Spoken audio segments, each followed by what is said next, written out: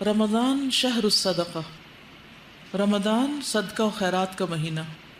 عام دنوں میں بھی صدقہ خیرات کرنا چاہیے، لیکن رمضان میں خاص طور پر نبی صلی اللہ علیہ وسلم کی سنت کی پیروی کرتے ہوئے، کیونکہ رمضان میں آپ کا صدقہ و خیرات تیز ہواؤں سے بھی زیادہ تیز ہوتا تھا، یعنی تیز ہوا جو ہر چیز تک پہنچ جاتی ہے، اسی طرح آپ ہر طرف صدقہ کرتے جس کی خیر سب کو پہنچتی تھی۔ رمضان سخاوت کا مہینہ ہے۔ اس ماہ مبارک میں نبی کریم صلی اللہ علیہ وسلم کی سخاوت کی کوئی انتہا نہ رہتی۔ حضرت عبداللہ بن عباس بیان کرتے ہیں، رسول اللہ صلی اللہ علیہ وسلم لوگوں کے ساتھ بھلائی کرنے میں بہت سخی تھے، اور رمضان میں جب جبریل آپ سے ملتے تو آپ اور بھی زیادہ سخی ہو جاتے۔ رمضان میں ہر رات جبریل آپ سے ملاقات کرتے، اور نبی اکرم صلی اللہ علیہ وسلم رمضان گزرنے تک انہیں قرآن سناتے، یعنی ہر رات کو سناتے۔ جب جبریل آپ سے ملتے تو آپ فیاضی میں تیز ہواؤں کی مانند ہو جاتے، یعنی بہت زیادہ سخی ہو جاتے۔ اس حدیث سے یہ بات سامنے آتی ہے کہ نبی اکرم صلی اللہ علیہ وسلم رمضان میں باقی تمام سال کی نسبت زیادہ صدقہ و خیرات کرتے، اور اس صدقے کا فائدہ ہر ایک کو پہنچتا، جس طرح تیز ہوا ہر جگہ پہنچ جاتی ہے۔ اسی طرح ہمیں بھی چاہیے کہ ہم زیادہ سے زیادہ اس مہینے میں صدقہ و خیرات کریں، اور یہ یاد رکھیں کہ صدقہ کرنے سے مال کم نہیں ہوتا۔ اللہ سبحانہ وتعالیٰ جو کچھ بھی ہم اللہ کی راہ میں دیتے ہیں اس سے کئی گنا بڑھا چڑھا کر ہمیں لوٹا دیتے ہیں۔ کہاں کہاں کریں؟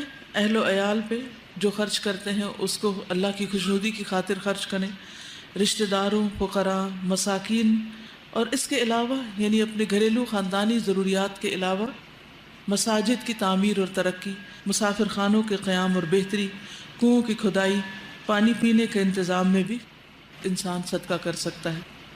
اسی طرح دین کی تعلیم و تبلیغ اور اس راہ میں نکلے ہوئے طالب علموں کے تعلیمی اخراجات کو پورا کرنے کے لیے یہ بھی بہترین صدقہ جاریہ کے کام ہیں، کیونکہ فی سبیل اللہ خرچ کیے جانے والے مال کو اللہ تعالیٰ اپنے ذمہ قرض قرار دیتے ہیں کہ من یقرض اللہ قرضا حسنا، اور یہ ایک بہت بڑی خوشخبری ہے کہ اللہ سبحانہ وتعالیٰ اس مال کو اپنے لیے قرض کے طور پر لیتے ہیں، اور قرض تو لوٹانا ہی ہوتا ہے اور پھر اس کو واپس لوٹاتے ہیں۔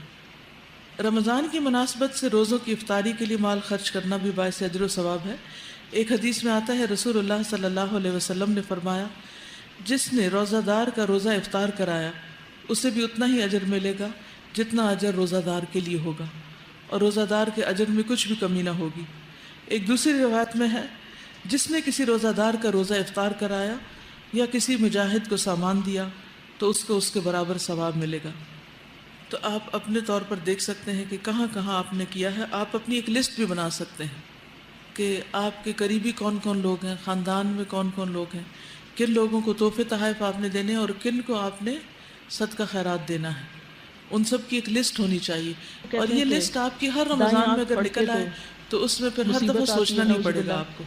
پھر اسی طرح اگر آپ غریب ہوں، یتیم ہوں، مسکین ہوں رات کو جھاڑو اور دیں تو طالب علموں پہ خرچ کرتے ہیں تو اس کی بھی لسٹ ہو، اور ہر ایک میں کچھ نہ کچھ ڈالیں، کیونکہ ہمیں نہیں پتا کہ کل قیامت کے دن کون سا خرچ کیا ہوا کتنے بڑے اجر و ثواب کا باعث بن جائے۔ بہرحال نبی صلی اللہ علیہ وسلم کی سنت کو فالو کرتے ہوئے اپنی خاطر، کیونکہ بعض اوقات ہم یہ سمجھتے ہیں کہ جب ہم اللہ کی خاطر کچھ کر رہے ہیں تو وہ کسی پر احسان کر رہے ہیں، ہم کسی پر بھی احسان نہیں کر رہے۔ یہ اللہ کا ہم پر احسان ہے کہ اس نے ہمیں دینے والوں میں بنایا، یہ سب لینے ہمارے والوں میں نہیں، دینے والوں میں بنایا، اور یہ جھوٹی بات ہے، اور ہم دل کی خوشی سے جب دیں گے تو ہمارے لیے مومن کا صدقہ جو ہے وہ بلاؤں کو ٹالنے والا بھی نفع اور ہوتا ہے، نقصان اور صرف اللہ انسان کے کے ہاتھ لیے میں ہے۔ مشکلات سے سورۃ نکلنے التوبہ کے لیے آیت نمبر آسانی کا سبب 51 بھی میں اللہ ہوتا تعالیٰ ہے، فرماتے ہیں بہت سی بیماریوں قُل اور لَن حادثات سے يُصِيبَنَا بچاتا ہے۔ إِلَّا اور مَا آخرت كَتَبَ میں بھی اللَّهُ لَنَا مومن کا صدقہ هُوَ قیامت کے مَوْلَانَا دن کیا ہوگا؟ وَعَلَى حشر کے اللَّهِ میدان میں اس فَلْيَتَوَكَّلِ کا سایہ ہوگا۔ الْمُؤْمِنُونَ۔ جب سخت آپ دھوپ کہہ ہوگی، دیجئے سورج ہمیں بہت قریب ہرگز ہوگا کوئی برائی تو یا آپ کا بلائی نہیں صدقہ آپ کے پہنچتی اوپر ایک مگر امبریلا وہ کی جو طرح اللہ نے ہوگا۔ ہمارے لیے لکھ تو دی۔ ہمیں